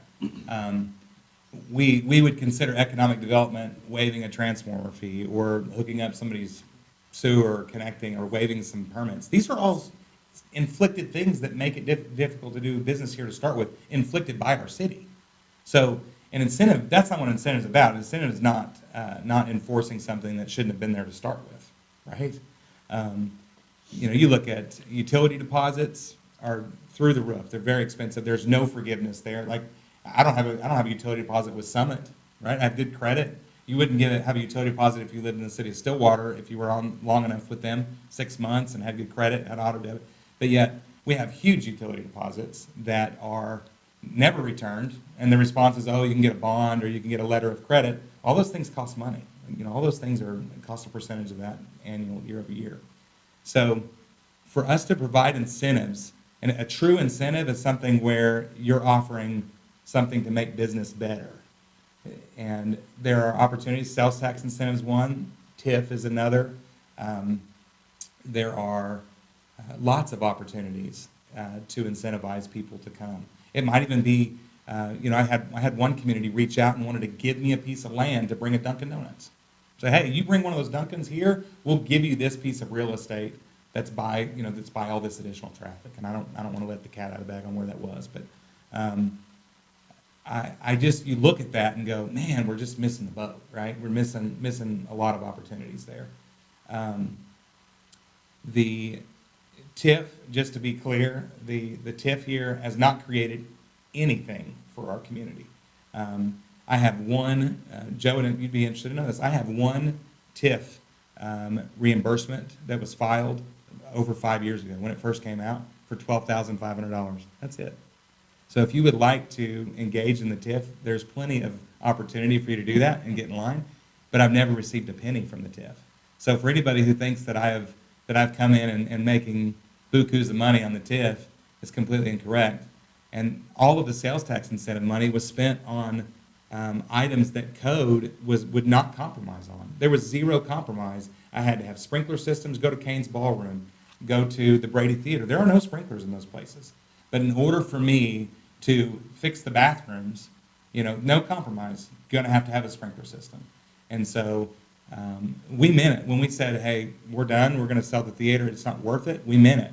And I think that we have more people that feel that way than we know, that it's just not worth doing business in Cushing to put up with all of the additional headaches that we create. Follow up to that? I don't. I had a follow-up ready, but he went TIF, and so. Well, what was your TIF question? You answered it. Okay. So. Good. And that, we've got just a couple minutes here maybe for one more question, so we'll try to squeeze that in, Jeff. And again, thank you for coming and being open and answering these questions. I know they're not always comfortable. You've said, there's a lot of things. Again, I'm going to go back to this original question because I hear a lot of things, and I hear a very passionate business owner that is used to getting after it and getting it done. Yeah. And you don't let too much stand in your way. And I can admire that and I can appreciate that. But city government is going to be tough to do that. And so, there's a huge balance there of kick gloves, how to get this, massage it through, and maybe we got to pound on this a little bit. So how are you going to find a balance to persuade others on the commission to see the vision that you're trying to put out here? That's a great question. Again, just going to follow through with what's right and what's wrong. I'm not going to sugarcoat when there's ethics involved. I'm going to continue to try to help others achieve what they need and what they want. Diplomacy, right? That can be a challenge, especially when you're so tunnel vision focused on certain things. But each one of the commissioners has a voice and has a purpose there. They're there to represent the citizens. And so I'm only 20%. So I'm just part of the team, and I hope to bring my strengths and my skills to the game. I'm a great team builder. I'm great at creating morale and culture. And the people who are against me, most of them don't know me, and they haven't given me a chance. And so I'm excited for those folks to see my work ethic. I'll work circles around anybody. I work very, very hard. And so I'll put that work ethic to work and bring my strengths and offer them up freely. And hopefully our team, the City of Cushing, our commission, our city manager, and all of the support staff involved can come together and we can do some big things together. You can take some more time if you want, but I just one last follow-up question here, and I think we'll be ready for your closing statement. But following that, you mentioned the team, and you're mentioning working as part of that team. Do you want to see some substitutions on that team, though? Would you? I mean, obviously, you mentioned other people that you view as leaders that you think would be better if they were in Cushing, if they were within the city limits and eligible. Sure. But do you want to see changes to the current city commission the way it stands? We have changes coming whether we want to see them or not. You know, Leah's taken a new position. She's leaving in June. So we need commissioners to people that stand up. Our commission is made up of folks, most of which have been very uncontested. And if they have been contested, I mean, honestly, it's been kind of a joke. Some of the opponents that I've seen, they're not serious. They're not serious candidates, and I don't even understand why they've run. But we are in the position we're in, and if you feel like as a citizen your voice is not heard, it's because your peers and other citizens have not shown up to vote. So we are in this position because of that. So specifically, do I want Terry to be gone? Absolutely not. I want Terry to be there as long as he wants to be here, because there's nobody that works as hard as he does, nobody that's as passionate about Cushing as he is. We have done a lot of great things together, and we have disagreed on a lot of things, and we still communicate. He still picks up the phone, and we work together through things. So that being said, should we be prepared if he was to ever move on? I mean, he has cancer. Yes, we should be prepared. How irresponsible are we to not be prepared if that's the case, right? His replacement should not be somebody from internal. They don't exist. They're not here today. We have to go and get a city manager from outside. Find somebody that's successful in a city of their own, recruit them away, pay them well. Our city manager does not make a good salary. We do not pay him enough. A city manager like that should make $250,000 a year. Again, being transparent, that's my belief. And with that in place, that fixes a lot. So we're every waking moment we find somewhere that we've lost $100,000 over and over and over again. You get the right person in there, and that is so much better. We talk about even EDF. The right city manager will have a long list of contacts. And so if Terry was to ever leave, we need to make sure that we backfill that position with somebody that's as incredible as Terry is. That's going to be hard to find. But Very good. there you go. Thank you, Jeff. And You're we've welcome. kind of the hour has kind of expired here, so we want to give you time for your closing statement. If you want to readdress any of that, you certainly are welcome to.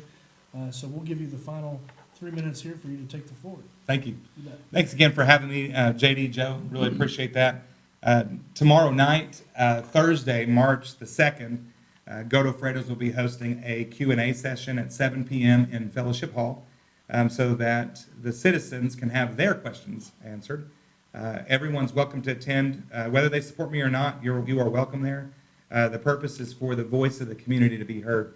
So please come on over, put me through the ringer. Since we have a few minutes to close out, I'd like to give an overview of ways I'm involved in the community. I really do believe that service is of the utmost importance. Our family attends First Baptist Church. I sit on our Daily Bread Cushing Committee to help solve hunger in Cushing. I'm the only Cushing dual active member of the Lions and Rotary. It's kind of an interesting fact. I'm an active member of the Cushing Chamber of Commerce and DCRA. I run a nonprofit called the Cimarron Valley Entrepreneurs Alliance, where we're passionate about mentoring young entrepreneurs. I volunteer at a wide variety of other events, throughout the year, including our big annual fundraiser for Special Olympics, the Polar Plunge. Cushing's big Gibble Easter egg hunt is coming up next. It's going to be big. We're shooting for having the largest Easter egg hunt in Oklahoma. I also attend or view all city hall meetings and stay up to date on city business, and I'm not scared to ask the hard questions. I intend to represent the citizens' voices. I don't take any of this personally, and I hope that my ideas and my views are not looked at from a place of fear from our commissioners, our city manager, and our city staff, but instead are looked at as having somebody on your team that really does care about the team, about our city as a whole, and that will get on board and work hard with you and not against you. If you want to see intensity to build and grow Cushing to its full potential, I am the right person for the job. My campaign slogan is achieving vision through action today for a reason. Let's dream big together, but let's take the small steps now to make our dreams a reality. Please come out and vote on April 4th. For me, I'm Jeffrey Beasley for City Commissioner, seat number 5. Thank you to my opponent, Ricky Lofton, and thank you to you, Joe, and to you, JD, for having me today. And thank you to Cushing, and we'll see you out and about. And that's how you save 20 seconds on a closing statement, right there. Thank you, Jeff. There it is. Thank you, Jeff, for coming in and taking the time. We appreciate you taking your time out of your schedule to come in here and do this. I think it's beneficial for the Cushing voters. I think it's beneficial for the citizens. JD Meisner, I appreciate it very much. Thank you. For taking your time. I know it's a Appreciate very it. busy, Wednesday's a very busy day for you. You got a paper to get out to everybody. So, Yeah, that's right. You know, but This is hang- important. Hang in there, right? We It's all gotta important, stick that's right. together. So we hope that this has been beneficial to all of you guys. Thank you again for all the time that we've allotted here to do this, and the candidates for being very willing to come in and participate. We hope to do it again sometime next election, maybe some election coverage, we don't know. But we'll keep up with us on social media, and we'll let you know what's going on. So, Jeff, again, thank you. Thank you. Thank you to Ricky, we appreciate that. We'll see you guys at the polls on April 4th. Go out and vote. Go vote. All right. That's right.